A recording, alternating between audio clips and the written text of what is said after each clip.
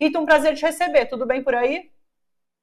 Oi, Thalita, boa tarde a você, boa tarde a todos que nos assistem pela TVT. Rita, vamos começar falando um pouquinho sobre essa notícia que tem sido a notícia da semana, que é esse caso dos assédios que foram denunciados em relação ao presidente da Caixa Econômica Federal. Vocês aí estão discutidos, reunidos, o pessoal, sindicalistas do ramo financeiro, e foram pegos durante, né, a conferência com essa notícia.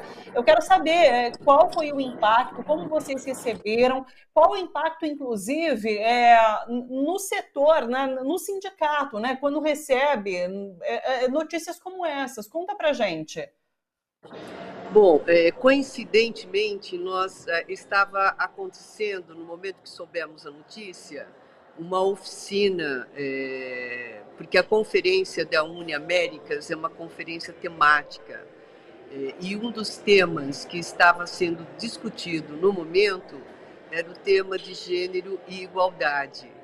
E nesta discussão do tema gênero e igualdade, nós discutimos a implementação, ou seja, a ratificação da Convenção 190, que trata da violência contra a mulher.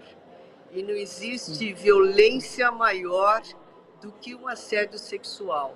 Então foi assim bastante impactante ao saber que o presidente de uma entidade comete essa barbaridade, esse ato tão violento contra uma funcionária. Então, de imediato, todos os conferencistas, homens e mulheres, ficaram bastante indignados. A Contraf e seus sindicatos reagiram prontamente, organizando atividades em Brasília, organizando um tuitaço onde pedíamos o imediato afastamento do Pedro Guimarães, a apuração rigorosa dos fatos e o rigor da lei, porque assédio sexual é crime e não pode ser abafado isso. Então agora ele pediu demissão, mas na verdade nós mulheres dizemos que ele foi demitido por nós mulheres, porque foi o movimento das mulheres, desde as primeiras que tiveram uma coragem da denúncia, até toda a movimentação das demais mulheres e homens também, por que não dizer, que fizeram essas atividades todas exigindo o afastamento dele. Então, apesar dele ter pedido a demissão, nós entendemos que ele foi demitido sim, e agora queremos a apuração dos fatos e o rigor da lei. Perfeito. A gente deu ontem aqui essa manifestação que aconteceu na sede da Caixa ontem em Brasília. Foi muito importante também como forma de pressão para que tudo isso acontecesse. Perfeito.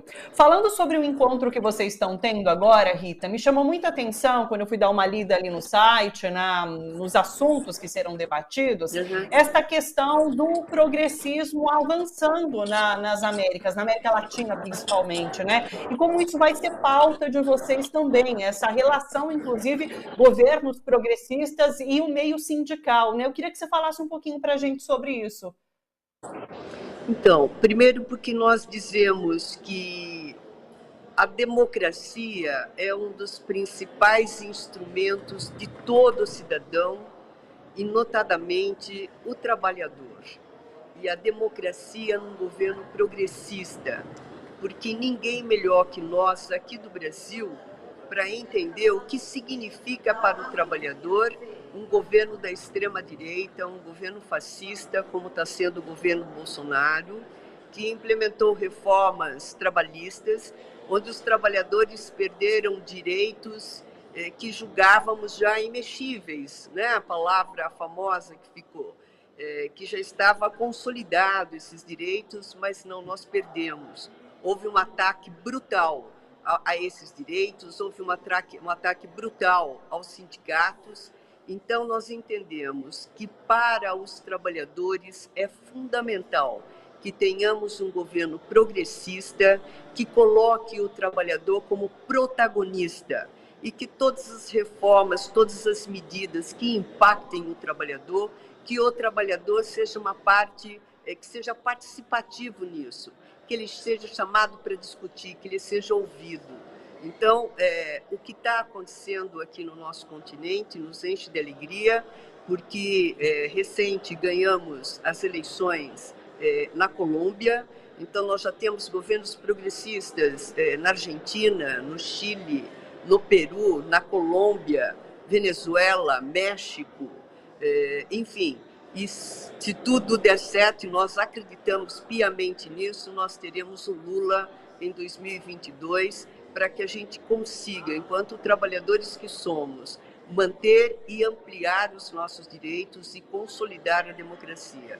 Então, esse debate está permeando praticamente todo o Congresso e todos debatem a importância disso, né?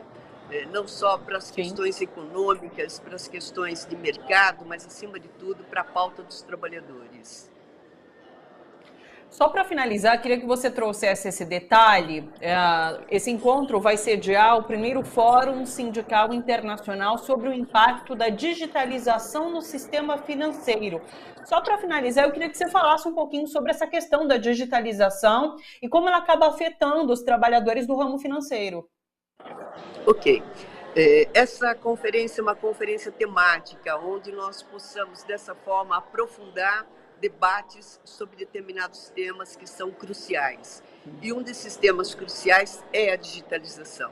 Então, nós, do setor de finanças, realizamos esse debate na segunda e terça-feira, e para deixar claro como isso se dá. Primeiro, saber que os bancos, de uma forma geral, eles têm aumentado ano a ano o orçamento voltado para as tecnologias, para a digitalização, para a inteligência artificial, segurança cibernética.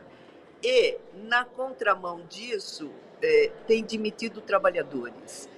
Essa digitalização toda, essa tecnologia toda existente hoje nos bancos, propiciou, por exemplo, que em 2020 todas as transações bancárias fossem feitas através do mobile banking. E isso deu uma redução de custos operacionais da ordem que varia de 40% a 60%. E se nós considerarmos a redução de custos que teve no back-office e na área de middle office, que chamamos, essa redução pode chegar a 80%. E esta redução de custo não teve o retorno social, não teve retorno para o trabalhador. O que vemos são os trabalhadores da base da pirâmide, os caixas, os assistentes, sendo demitidos. E são esses trabalhadores que são os mais próximos do sindicato, que são os mais organizados. E quando há uma demissão muito grande desses trabalhadores, tem um impacto, sim, por exemplo, na receita dos sindicatos e na organização dos trabalhadores.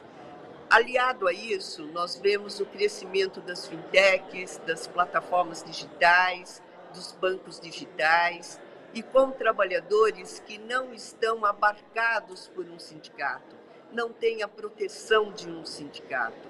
Então, o grande desafio que temos é, primeiro, que haja uma reforma sindical que permita que a organização dos trabalhadores não se dê por categoria, e sim por ramo financeiro, por macro setor, e que nós possamos, dessa forma, representar os trabalhadores todos do setor financeiro. Porque hoje esse trabalhador é demitido do banco, porém ele continua trabalhando no setor financeiro, nas empresas periféricas ao banco. E, obviamente, esse trabalhador não tem direito, ele tem uma renda muito menor que a do bancário, e isso tem um impacto na sociedade como um todo, porque a renda média do trabalhador cai.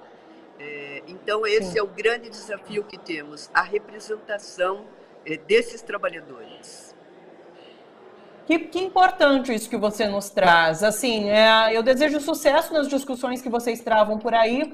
Qualquer novidade, avanço, inclusive, nessas discussões, volta aqui, traz para a que a gente também se mantenha informado sobre tudo que acontece nesse ramo tão importante aqui. Rita, muito obrigada, viu? Bons debates para vocês por aí. Até uma próxima. Eu é que agradeço, Thalita, principalmente pela TVT, levar a pauta do trabalhador sempre para todos os nossos ouvintes, telespectadores, enfim. Muitíssimo obrigada pela oportunidade. É o nosso papel. Rita, um beijo, até mais.